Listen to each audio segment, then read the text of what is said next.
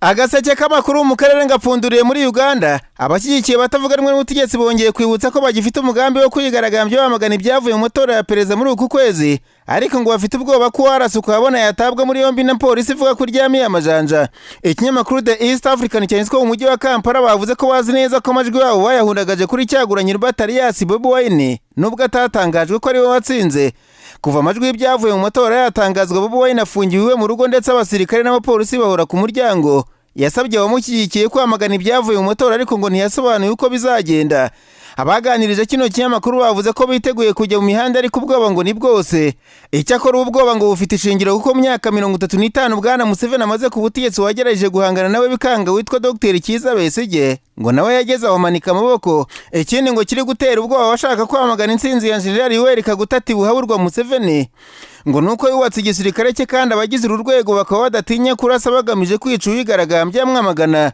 Komisiyo y'amatora yavuze ko amatora yabaye mu bwisanzure ikanashimangira ko nubwo Bobi Wine yajya mu nkiko nta cyahinduka. Imugira inama yo gutegereza Museveni akarangiza manda y'imyaka 5 bakazahangana bundi bucya. Hagati aho ikinyamakuru Daily Nation cyo muri Kenya cyanditswe igipolisi muri Nairobi cyatatanije isinzi y'Abanyarwanda baba n'abakorera muri Nairobi bari bateguye imyigaragambyo bashaka gusaba perezida Museveni kwegura. Abo baturage bashakaga kwigaragambiriza kuri ambasade ya Uganda i Nairobi. Bavuze ko amatora ya perezida atabaye umucyo no mu bwisanzure, barashimangira ko Bobi Wine yibwa amajwi. Igipolisi cya Kenya cyavuze ko impamvu Abagande babujijwe kwigaragambya ari uko batasabye uruhushya, bakaba batakwemererwa gukora imyigaragambyo itemewe. Nubwo batanyuzwe bwose bavuze ko bazitegura neza bagasaba ibyangombwa byose kugera ubwo bazamagana uwo bita umunyagitugu. Nasimbukiye muri Kenya, abanyamakuru bicaye imbere mudasobwa barandika. Banitswe Minisitiri w'Uburezi Professor George Magoha yamaganye ibyatangajwe n'ikigo gikora ubushakashatsi ku ndwara. Yavuze ko nawe siyansi ayizi anayimazemo igihe asaba ko abantu batashingira ku mabwire. Iki kigo cyari cyatangaje ko kuva abanyeshuri baratangiye kwiga hazandura abantu benshi COVID-19 abandi bantu benshi bagapfa kuko mu mashuri nta guhana intera guhari. Aganira n'itangazamakuru, Professor George Magoha yavuze ko ari ibihuha bidakwiye kugira uwo bitera ubwoba kuko abana nubwo badahanye intera mu ishuri ariko bambaye udupfukamunwa. Imbere y'abanyamakuru, uyu mutegetsi mu rwego rw'uburezi ati giye maze imyaka irenga 40 ndi muri siyansi. Abanyuze imbere n'abaprofeseri ko mwari muhari hashize ibyumweru hafi 3 abana biga, ubwana bwarushijeho kuzamuka.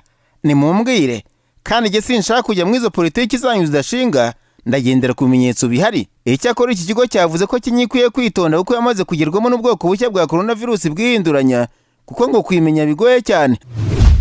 Nararanganije amaso ubunyamakuru byandikirwa muri Tanzania. Abanyamakuru bakiza amakaramu ku mpapuro barandika. Banditswe abategetsi mu ntara ya Kilimanjaro bamaganye amakuru yakwirakwiriye ku mbuga nkoranyambaga yavuga ko ari umunyeshuri umwe wasanzwe coronavirus mu ishuri rya International School Moshi. Bavuze ko ayo makuru ari igihuha cyambaye ubusa. Iri shuri naryo ryamaganye aya makuru nubwo bwose ngo yari yaragaragaye ku rubuga rwabo rwa website ko hari buwanduye. Ikinyamakuru The Citizen cyanditswe ubusanzwe muri Tanzania abantu bane aribo bemerewe gutangaza amakuru kuri coronavirus. Abo ngabo barimo perezida w'igihugu, minisitiri w'intebe, minisitiri w'ubuzima cyangwa se umuvugizi wa leta. Undi wese wabikora agahirahira gutangaza amakuru ngo yabashyomutse akayinshingano kandi ngo ibyo bihanirwa n'amategeko. Mu bategetsi mu ntara no mu karere mbere yo guhura n'itangazamakuru bahakana mu makuru ngo babanje kwiherera bafata akanya gato babona kugira icyo batangaza. Amakuru yari yatangajwe ku rubuga rw'icyo kigo yavuga ko umwe mu bana bahiga yasanganwe COVID-19 ariko babana mu rugo bavuka nawe bapimye basanga ni muzima. Bari bavuze ko ishuri rigomba kuba rifunze kugera tariki ya 1 ukwezi kwa 2.